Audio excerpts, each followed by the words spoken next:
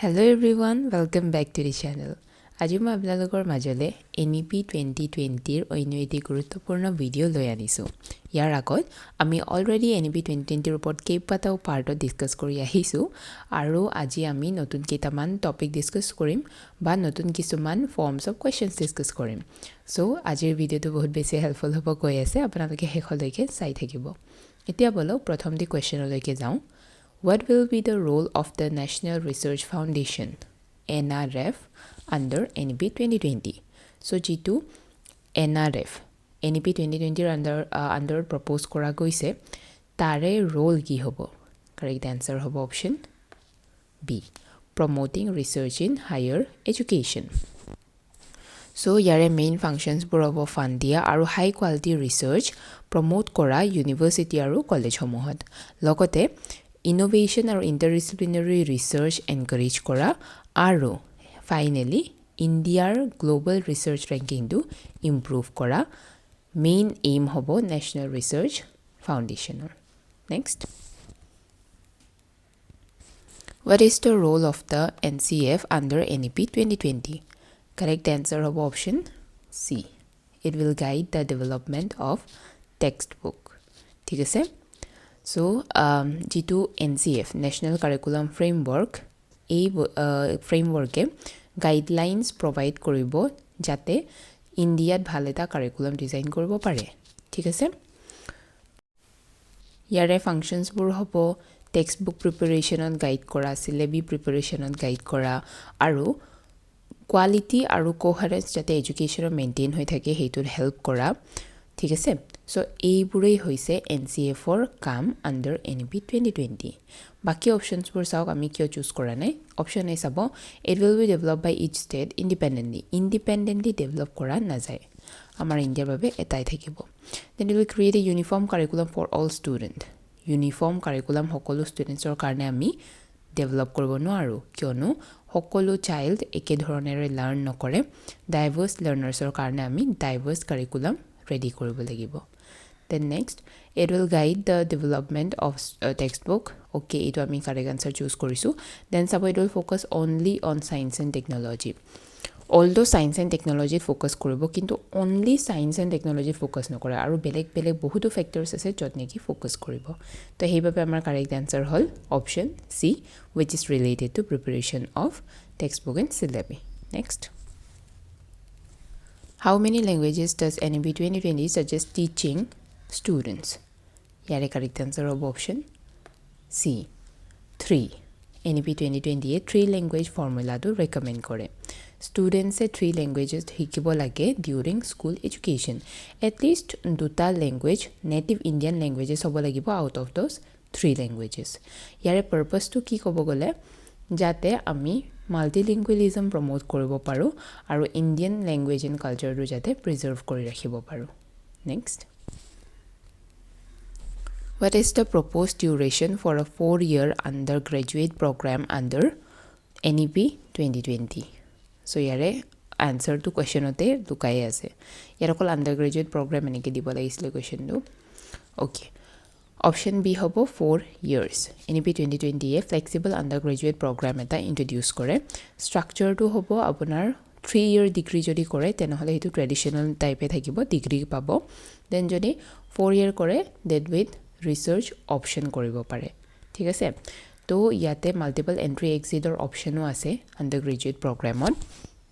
For example আপুনি যদি 1 বছৰৰ কাৰণে ডিগ্ৰীটো পঢ়ে আপুনি পাব এটা সাৰ্টিফিকেট। দেন আপুনি যদি 2 ইয়াৰ্স পঢ়ে তেনেহলে ডিপ্লোমা পাব, 3 ইয়াৰ্স পঢ়িলে ডিগ্ৰী আৰু 4 ইয়াৰ্স পঢ়িলে ডিগ্ৰী উইথ অনাৰ্স আৰু ডিগ্ৰী উইথ ৰিসাৰ্চ আপোনালোকে পাই যাব। ঠিক আছে। ইয়াৰে বেনিফিটছটোৱে হৈছে বেটাৰ ফ্লেক্সিবিলিটি আৰু মাল্টিডিসিপ্লিনাৰী লাৰ্নিং আৰু যাতে ৰিসাৰ্চ আন্ডাৰগ্ৰেজুৱেট লেভেলতে পাৰসিউ কৰিব পাৰে তাৰে অপৰচুনিটি দিয়া যাব। আৰু যেটো মই কলো মাল্টিপল এন্ট্ৰি এক্সিট মানে আপোনালোকে যদি এবছৰ পঢ়ি কিনি এখন কলেজত পঢ়িছে দেন সেইখন কলেজৰ পৰা বেলেগ এখন কলেজত যাব বিচাৰিছে। আগতে কি হৈছিল, আপুনি যদি কলেজ চেঞ্জ কৰিব বিচাৰে তেনেহলে আপোনাৰ 1 ইয়াৰ লছ হৈ যায়, নতুন চাকো পঢ়িবগে লাগে। কিন্তু এতিয়া ABC যেটো আপোনাৰ বেংক ক্ৰেডিট বনাইছে তাতে আপোনালোকৰ ক্ৰেডিটবোৰ ষ্ট'ৰ হৈ থাকে তো আপুনি যদিও এটা কলেজৰ পৰা আন এটা কলেজলৈ যাব বিচাৰে শিফট কৰিব বিচাৰে হেই আপুনি ফাৰ্ষ্ট ইয়াৰত যিবোৰ ক্ৰেডিট কমাইছে হেতু হিমানে থাকিব সেকেন্ড ইয়াৰৰ পৰা আপুনি যেটো নতুন কলেজত পঢ়িব তেতিয়া হেইবোৰ এড হৈ যাব সো আপোনালোকৰ ইয়াৰ লস নহয় আৰু এতিয়া ঠিক আছে আৰু যদি কিবা বুজি পোৱা নাই নিশ্চয় কমেন্ট কৰি জনাব next What will be the new school structure under NEP 2020? So, আপোনালোকে actually এইটো পইণ্টত মোক আনসাৰ্সবোৰ কৰিব লাগে কিয়নো মই কোৰ কনসেপ্টছবোৰ স্টাৰ্টিংতে NEP ৰ সকলো খতম কৰিছো সো এইবোৰৰ আনসাৰ মই কৰা আগত আপোনালোকে নিজে টিক কৰি যাওক আৰু এন্ডত স্কোৰ কিমান হৈছে মোক কিন্তু জনাব নাপাহৰিব সো অপচন বি হ'ব ইয়াৰে কাৰেক্ট আনসাৰ 5+3+3+4 ঠিক আছে আৰু stages বোৰটো মই আগতে আপোনালোকক ক্লিয়াৰ কৰিয়ে দিছো ফাউন্ডেশনাল stage হ'ব 5 years then 3 years হ'ব preparatory then next 3 years হ'ব middle stage then next 4 years হ'ব secondary stage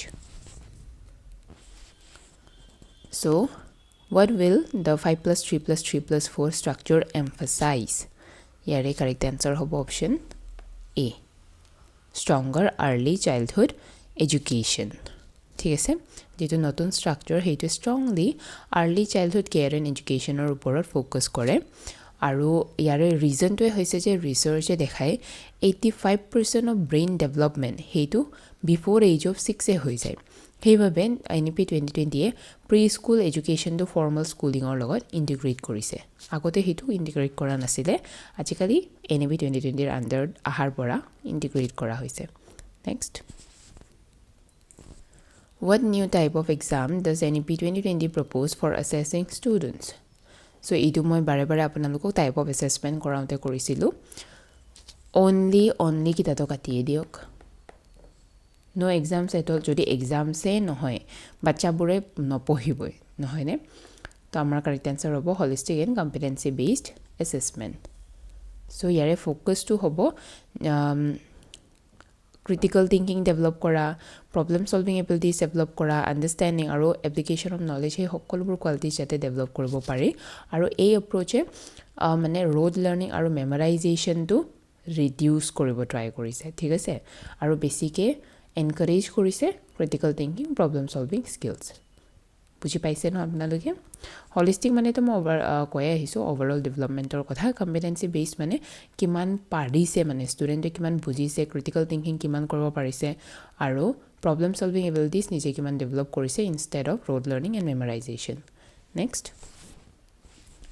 what is the primary objective of introducing the national education technology forum so primary objective কি হয় ইয়াৰে correct answer হ'ব option B to support and facilitate technology use in education.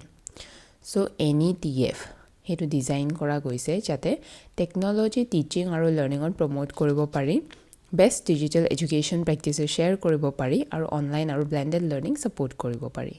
Next. Which aspect of early childhood education is emphasized in NEP 2020? So, here correct answer of option B. Play-based and experiential learning. NEP 2020 emphasize kore play-based learning for young children. Yare key features pur hobo learning through games and activities, development of social and cognitive skills, focus on holistic development. Next. What is the NEP 2020's approach to teaching foreign languages? Yare correct answer hobo option B. Foreign languages are optional.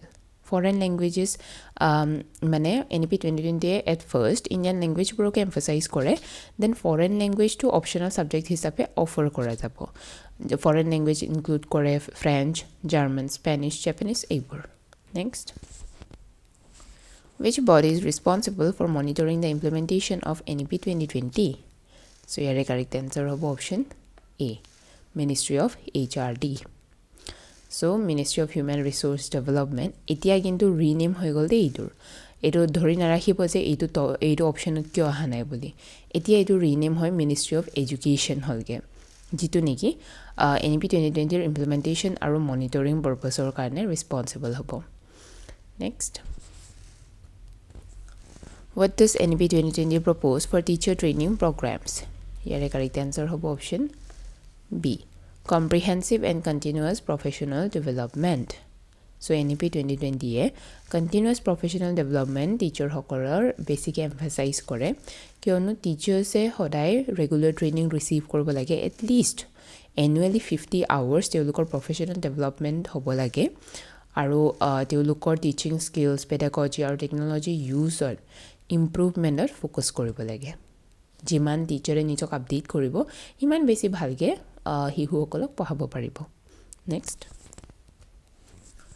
How will NEP 2020 ensure access to education for underprivileged children?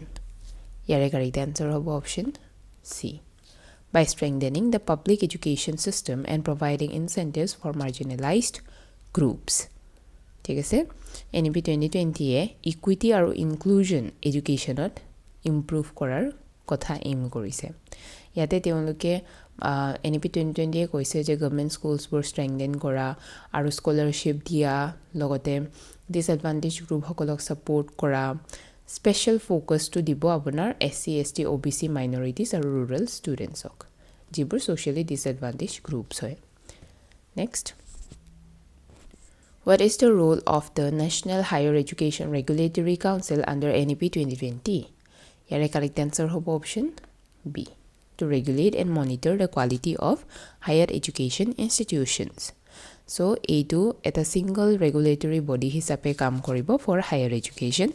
G2 eniki university or college burot standards pur quality standards hoise na he ensure koribo aru academic institutional performance ebor monitor koribo transparency aru accountability maintain koribo next which is a key component of the NEP 2020's focus on higher education correct answer hobo option C encouraging international collaborations and global exposure So NEP 2020 internationalize koribole aim korise higher education to global partnership between universities encourage kore aru foreign universities jate India operate koribo pare heitu allow kore thik ase aru logote important kotha eta je jitu student faculty exchange programs thake heitu bahut beshi promote korise next What is the proposed minimum qualification for becoming a teacher under NEP 2020 Here correct answer hobo option C. A 4-year integrated teacher preparation program. NEPA proposed kore that by 2030, minimum qualification of teachers to hobo 4-year the integrated teacher education program. G2 eniki yar benefits ami sabo gole subject knowledge aru pedagogy duitao combine kore aru teacher quality aru professionalism improve kore. Next, what is the goal for improving literacy rates under NEP 2020? Correct answer hobo option C. Achieve universal literacy and numeracy by the end of grade 3. So NEP 2020 both strong emphasis দিয়ে foundational literacy আৰু numeracy ওপৰত আৰু তেওঁলোকৰ গোলটো হৈছে যে by grade 3 এগৰাকী শিশুৱে ভালদৰে পঢ়িব পাৰে আৰু বেসিক ম্যাথছ যাতে কৰিব পাৰে আৰু এইটো achieve কৰিবলে গভৰ্নমেন্টে নিপুণ ভাৰত মিছনো লঞ্চ কৰিছে next How will NEP 2020 promote vocational education in schools yare correct answer hobo option D by integrating vocational education into the school curriculum from class 6 onwards so yare key features bure hobo je vocational education class 6 or introduce korabo then students say internship opportunities pabo jitu eniki teolokor practical skills aru employability develop korat help koribo next which of the following is a proposed reform under NEP 2020 regarding school governance so here correct answer hobo option B decentralized governance with more local participation so NEP 2020 decentralized governance schools promote kore ya meaning to hoise local authorities aru community basic participation logote schools aru teachers aru basic autonomy aru ami kobo paru je accountability aru efficiency basic improve hobo yar pisot next what is the proposed plan for the integration of arts and culture in education under NEP 2020 Yare correct answer hobo option C. Integrate arts and culture into the regular curriculum. So NEP 2020 art integrated learning promote কৰে ইয়াৰ পাৰপাছটোৱে হৈছে যাতে creativity আৰু cultural awareness বেছি বঢ়াব পাৰে আৰু ছাবজেক্টছবোৰক যাতে Indian culture আৰু হেৰিটেজৰ লগত কানেক্ট কৰিব পাৰে আৰ্টটো সদায় ইণ্টিগ্ৰেটেডে হৈ থাকে into all subjects and activities so' আমি যিটো এই ছাবজেক্টটো আমি বেলেগকৈ আইজলেট নকৰাকৈ বা ছেপাৰেট ষ্ট্ৰীম হিচাপে ট্ৰিট নকৰাকৈ ইয়াক ইণ্টিগ্ৰেট কৰিব লাগে বুলি কৈছে চ' ইমানেই আছিলে আজিৰ আমাৰ ভিডিঅ'টি আই হোপ আপোনালোকৰ NEP ৰিলেটেড বহুত ডাউটছ ক্লিয়াৰ হৈ গৈছে টিল নাও যিমানবোৰ মই ভিডিঅ'ছ আপোনালোকৰ মাজলৈ আগবঢ়াইছোঁ হ'লেও যদি কিবা ডাউটছ থাকি গৈছে তেনেহ'লে নিশ্চয়কৈ কমেণ্ট কৰি জনাব তাৰ ওপৰত কাম কৰিবলৈ চেষ্টা কৰিম এতিয়াৰ বাবে ভালদৰে প্ৰিপাৰেশ্যন চলাই যাওক আমি আকৌ লগ পাম মোৰ অন্য এটি ভিডিঅ'ত thank you so' much for ৱাচিং